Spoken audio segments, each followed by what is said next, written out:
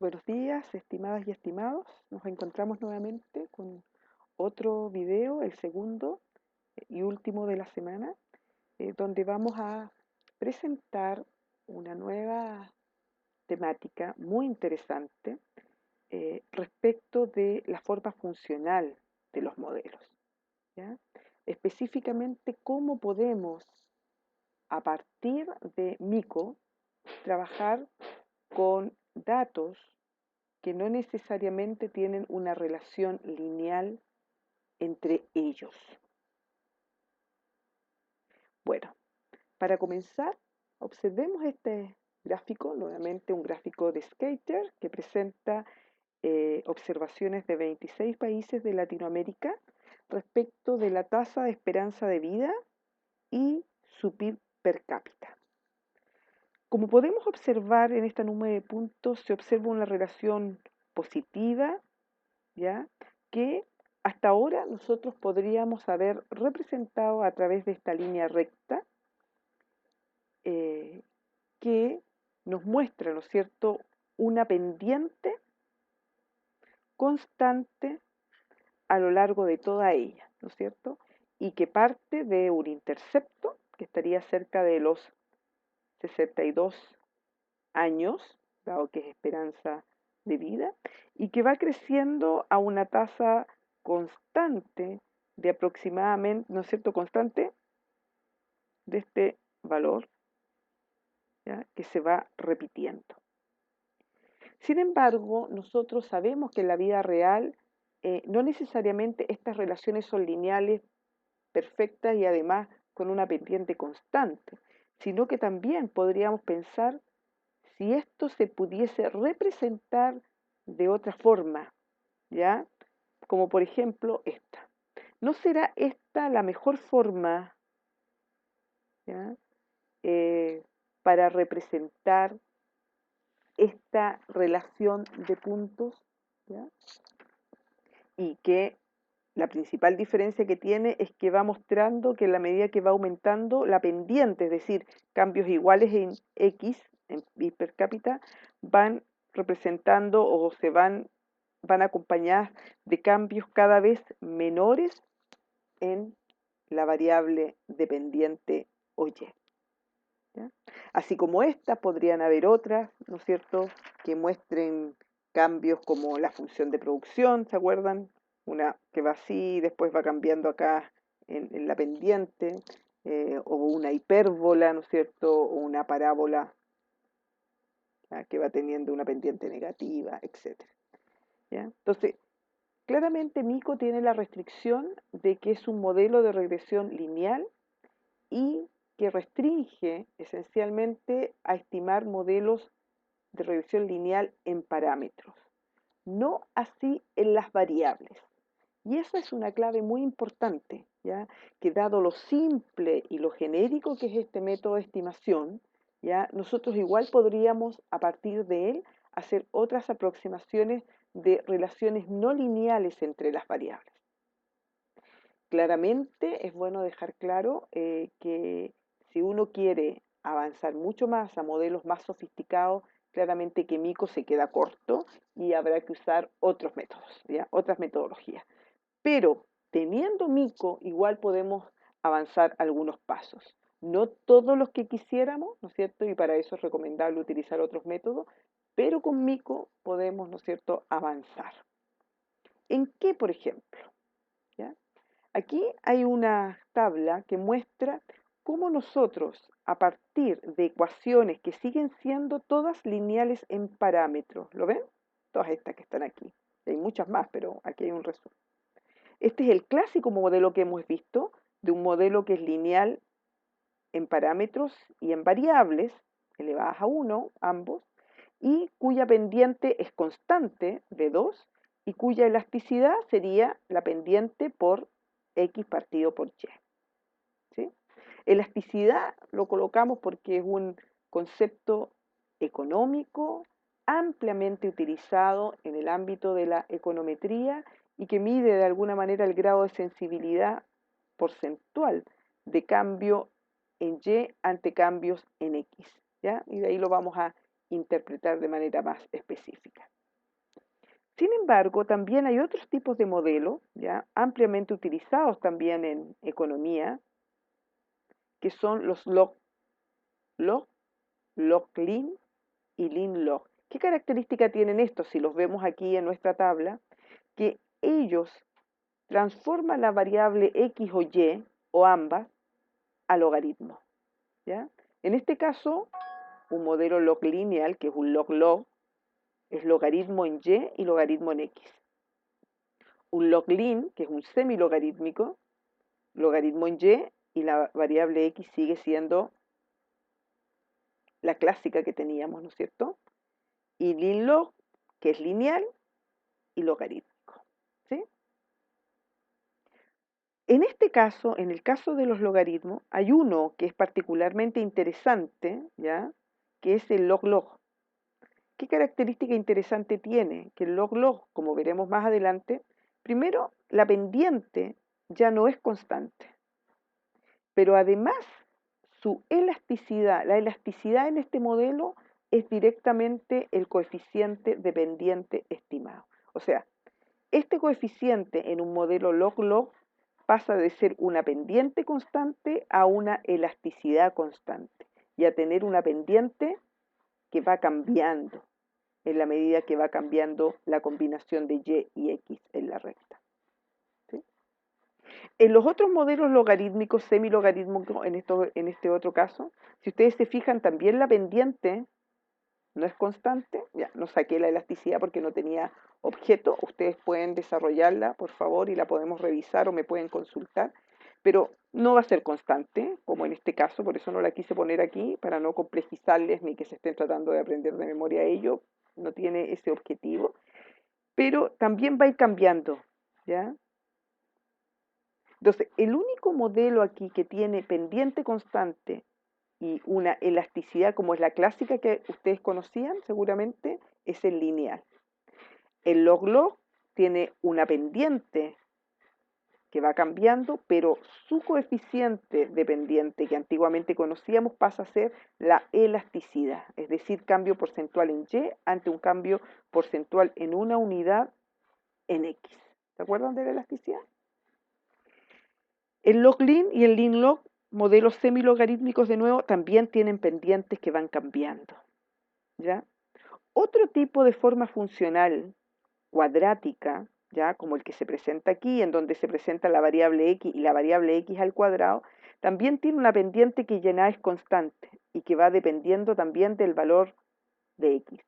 Y por otra parte, que es lo interesante de esta forma funcional, es que además tiene otro coeficiente que le acompaña y que, como veremos más adelante, tiene un rol importante porque nos va a ir mostrando si los rendimientos a los que crece o decrece y ante cambios en x son crecientes o decrecientes, ¿ya? Y otra, que seguramente ustedes han visto en la curva de Philip, ya cuando revisan inflación con desempleo, son los modelos recíprocos, es decir, donde la variable x, una o todas las x, son inversas, ¿no es cierto? Uno partido por x, y cuya pendiente, ¿no es cierto?, que tiene una complejidad un poco mayor de interpretación, como podemos ver, no es constante, ¿ya? Es una pendiente negativa, es negativa respecto del coeficiente, y por otro lado también va disminuyendo en valor absoluto, si se puede decir así, en la medida que el x va aumentando y aumentando.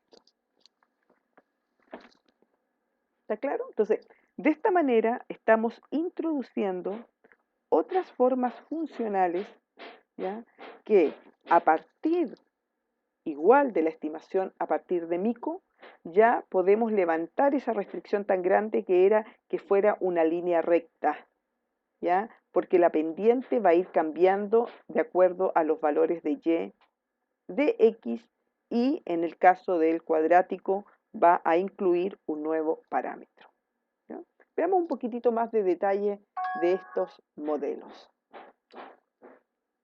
Bueno, partamos con algunas ventajas de usar logaritmo. Como les mencionaba, la forma funcional logarítmica y el uso de logaritmos en los modelos econométricos es uno de los instrumentos más populares para relaciones no lineales. se caracteriza por tener una interpretación fácil e intuitiva de sus coeficientes. Va a permitir olvidarnos, también muy importante, de las unidades de medida de las variables, ¿ya? Porque como veremos más adelante, se van a interpretar como cambios porcentuales. Para la variable dependiente, se debe aplicar para una variable estrictamente positiva, ¿ya? El usar logaritmo puede mitigar e incluso eliminar problemas de heterocedasticidad. Por último, desde el punto de vista de las ventajas, reduce el rango de variación de las variables, haciendo que las estimaciones sean menos sensibles a los valores extremos, ¿ya? O sea, se hace menos disperso, ¿ya? Ya que se transforman los valores grandes que tenemos, ¿no es cierto?, de miles, de millones, a valores más pequeños logarítmicos. Algunas reglas, sí, a la hora de aplicar logaritmo y que ustedes deben considerar no olvidar, especialmente para el trabajo empírico que van a realizar. Se aplica logaritmo cuando, primero, las variables se miden en cantidades monetarias positivas, salario, en venta, valor de una empresa, etc. Ahí yo puedo aplicar. Variables que se miden en números enteros muy elevados, como por ejemplo la población, el número total de trabajadores, el número de jóvenes que asiste a los colegios, etc. O sea, estamos hablando primero números positivos y grandes, ojalá para que tengan razón de ser en la transformación del logaritmo. ¿Cuándo no es recomendable, ya, o no se puede aplicar logaritmo? Primero, no es recomendable en variables que se miden en años como edad, educación, experiencia, etcétera, que pudiéndose aplicar ya esos valores tan pequeños, obviamente que los cambios al logaritmo, su interpretación no va a ser tan clara, ya, y por lo tanto, como tiene un rango menor la edad, de 0 años a 90 años, a 80 años, no es lo mismo que tener un salario que va desde 350.000 a 10 millones, ¿ya? O un ingreso total, o una población, ¿ya? Por lo tanto, aquí siempre es más recomendable dejar la variable como está, ¿ya? Lineal como está, y no transformar, pudiéndose hacer, pero no es recomendable, ¿ya? Porque ya esa tiene un rango más pequeño, no estaría cumpliendo con el propósito del logaritmo. Segundo, variables que se miden ya en porcentajes o en cocientes, por ejemplo, la tasa de desempleo, porcentaje de estudiantes que aprueban un examen, etc. También se puede usar logaritmo, de nuevo, igual que aquí arriba. Sin embargo, su interpretación es más compleja porque sería un cambio porcentual de un cambio porcentual, ¿sí? Y por último, que aquí ya no se puede, no es que se evalúe, sino que aquí no se puede, variables que toman valores negativos y o cero. Tener cuidado con eso porque si yo no me doy cuenta y en mi base de datos tengo variables negativas o de valor cero, esas observaciones no se van a tomar en cuenta en el modelo y puedo de repente, como mágicamente, decir, oye, yo tenía 100 observaciones y ahora quedé con 40. ¿Qué pasó? ¿Ya? Puede ser que al transformarlo en logaritmo se haya reducido y no haya tomado en cuenta esas variables cuyas observaciones, o esas observaciones, mejor dicho, de aquellas variables que tenían valor cero o negativo, ¿ya?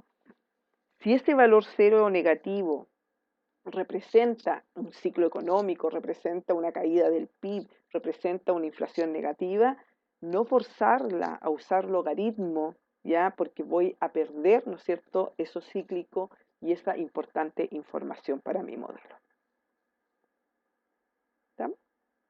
Ahora, para poder explicarles un poquito mejor, ¿ya?, de en qué consiste en estos modelos logarítmicos, por ejemplo, aquí tenemos una curva de demanda, ¿ya?, que si ustedes se fijan, inicialmente no es como la clásica ecuación que hemos visto hasta ahora, ¿ya?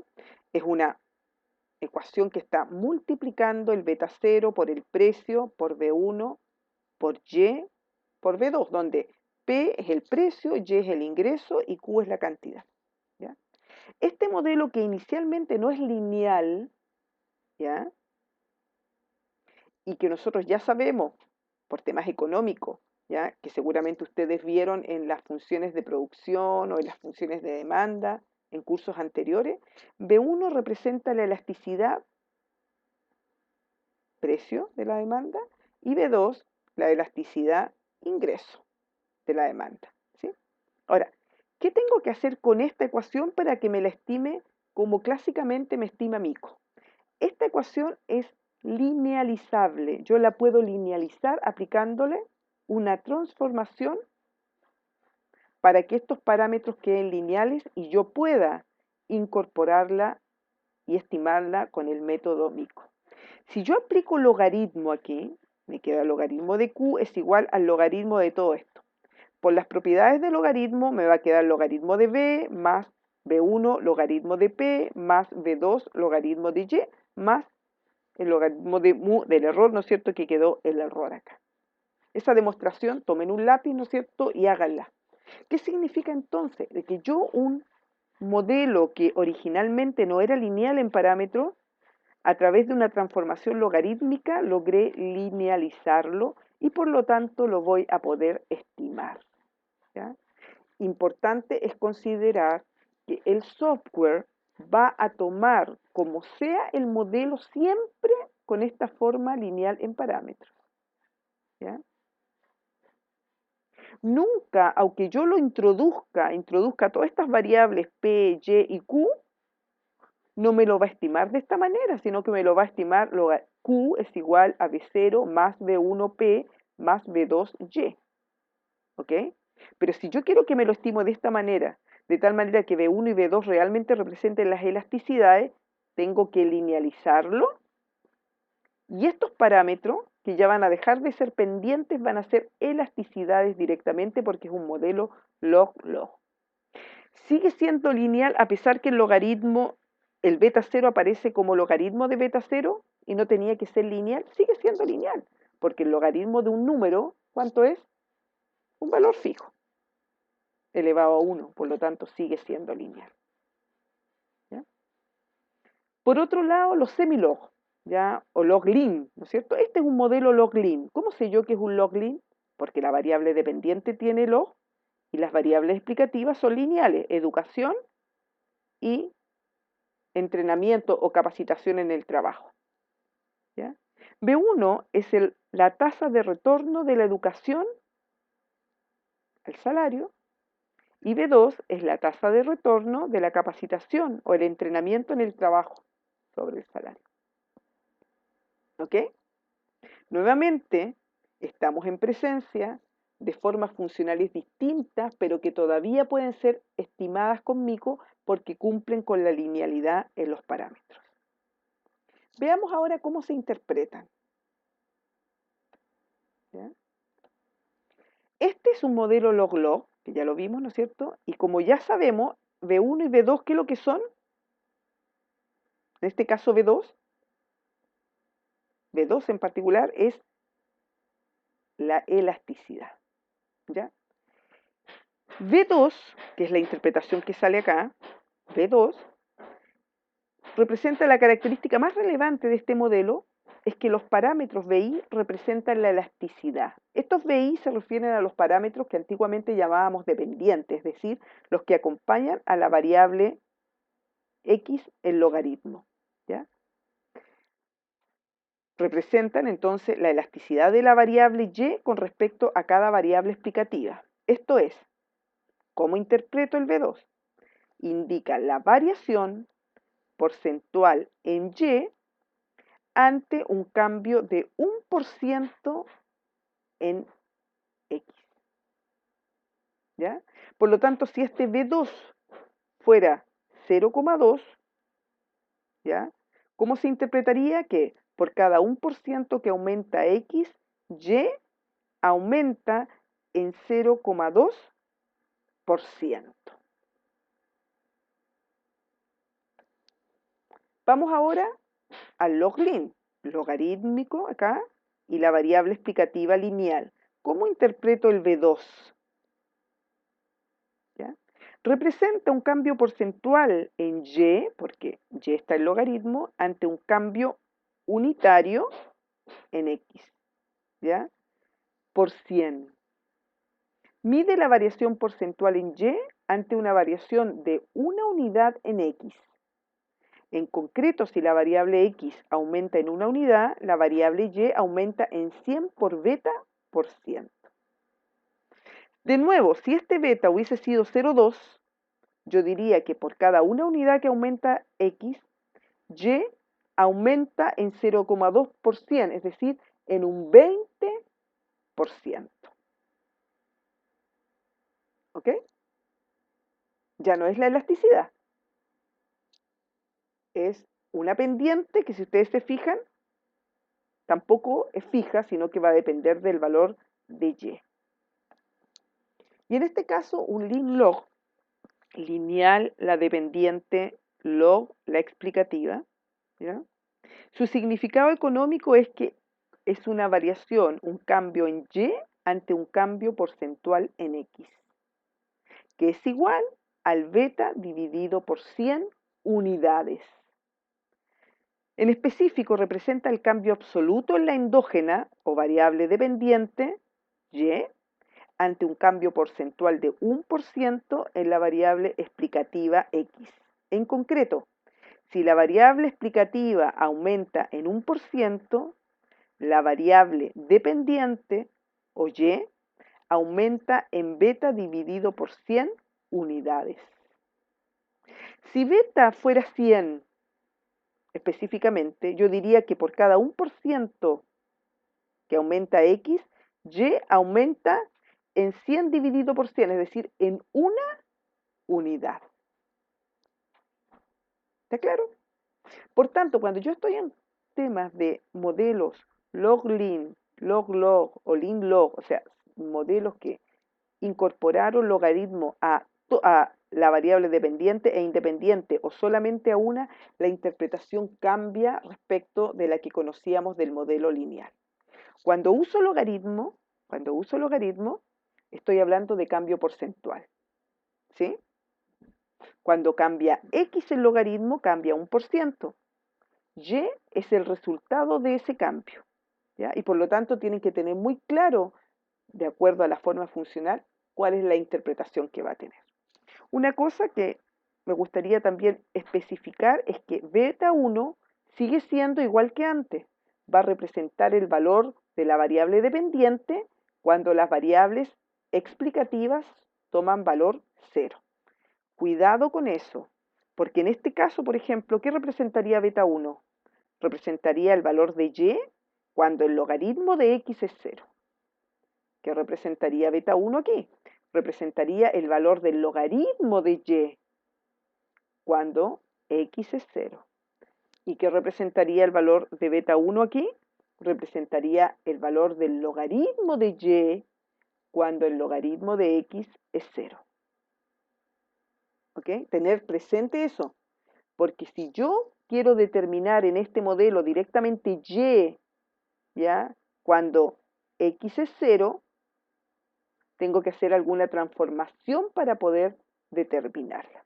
¿Ya? Esa la vamos a ver. Recuerden, hagan ejercicios en su misma cuaderno y lo vamos a ver en la clase esa demostración, ¿ya? Y en la ayudantía. Continuemos. Otra de las regresiones muy utilizadas, ¿ya? Y que ustedes lo vieron en microeconomía y también se utiliza mucho en los modelos de econométricos y especialmente de capital humano, es la regresión cuadrática, ¿ya?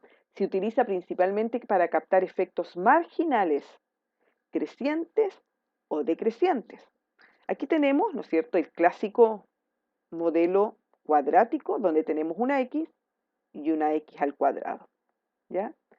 La derivada, es decir, el cambio en Y ante un cambio en X ya deja de ser un parámetro constante, ¿lo ven? Sino que además se le agrega 2 veces beta 2 por X que también forma parte de la derivada, ¿sí? Por lo tanto, cuando yo cambio la experiencia, supongamos que fuera X u otra variable, ya no puedo hacer mención solamente a este coeficiente sobre Y, sino que tengo que hacer mención a los dos. Importante de mencionar que el B2, este segundo parámetro que acompaña a la X, pero ya al cuadrado, muestra cómo es esa relación. Por ejemplo, si el B2 ¿ya? es mayor que 0, estamos hablando de una relación convexa, es decir, que va creciendo. Rendimientos crecientes. ¿Qué le va pasando a la pendiente aquí en la medida que va aumentando? Creciendo. En cambio, si el beta 2 es menor que 0, me muestra una relación gráficamente cóncava, es decir, que la pendiente va disminuyendo, es decir, con rendimientos decrecientes, negativos, y con rendimientos crecientes, positivos. ¿Ya? Ese B2 no es más ni menos que la segunda derivada de y respecto de x, ¿ya? Que va a ser 2 veces B2, ¿ya? Y el signo del B2 es quien le va a dar, ¿no es cierto?, su tendencia cóncava, es decir, rendimientos decrecientes, o convexo, rendimientos crecientes. ¿Ya? Es muy aplicada, como les decía, en los modelos de capital humano, cuando uno dice la experiencia. ¿Ustedes qué piensan? A ver, concéntrense. Si yo tengo más y más años de experiencias al comienzo de mi vida laboral, ¿mi salario va a ir creciendo a la misma tasa o va a ir creciendo primero a tasas crecientes? ¿Qué pasa si yo ya cumplí 45, 50 años? ¿Va a ir creciendo a tasas crecientes o a tasas decrecientes? ¿Ya? Recuerden que en economía ustedes estudian mucho eso. La misma satisfacción cuando uno come algo, ¿no es cierto? ¿Qué va pasando si uno va comiendo más y más y más o se va comprando más o más de un producto? ¿Esa satisfacción, esa utilidad es constante? No, ¿no es cierto? Bueno, en econometría queremos poder aplicar muchos de los conceptos que ustedes estudiaron y una forma es a través de esta forma funcional de regresión cuadrática. ¿Ya? Bueno, para terminar, tengo dos ejemplos, ¿no es cierto? Este es un modelo. ¿Cuántos modelos hay aquí? De acuerdo a este output. Sí, 4, ¿no es cierto? Regresión 1, 2, 3 y 4. Cuya variable dependiente es el logaritmo del salario. ¿Sí? ¿Lo ven? Aquí están los coeficientes de las 4 regresiones. Los resultados en negrita muestran, cosa que ya vimos en otro video, que son significativos al 95% de confianza, es decir, todos estos son coeficientes estadísticamente significativos. ¿Qué significaba eso? Que rechazaron la hipótesis nula de que eran iguales a 0. ¿Sí? ¿Ok? Entonces, algunas preguntas. ¿Qué diferencias tienen estos modelos? ¿Qué diferencia hay entre el modelo 1, el modelo 2, el modelo 3 y el modelo 4? Muy bien, las variables que tienen incorporadas, ¿no es cierto? Esta tiene 1, 2, 3, 4 variables, ¿no es cierto? Esta otra tiene muchas más. Esta otra también tiene muchas, pero por ejemplo no tiene años de educación, ¿sí? Esta otra tiene 2, que es experiencia y experiencia al cuadrado, que es otra experiencia distinta, bueno, específicamente porque esta era una experiencia real versus una experiencia estimada, esa es la diferencia que hacía. ¿Ya? Esas son las diferencias. Yo puedo mostrar una misma variable dependiente con distintos modelos, ¿ya? ¿Se pueden comparar estos modelos? ¿Qué creen ustedes? Piénsenlo, lo vamos a revisar en la clase. ¿Se podrían comparar? ¿Qué forma funcional tienen estos modelos? Log-log, log-lin, lin-log, cuadrático.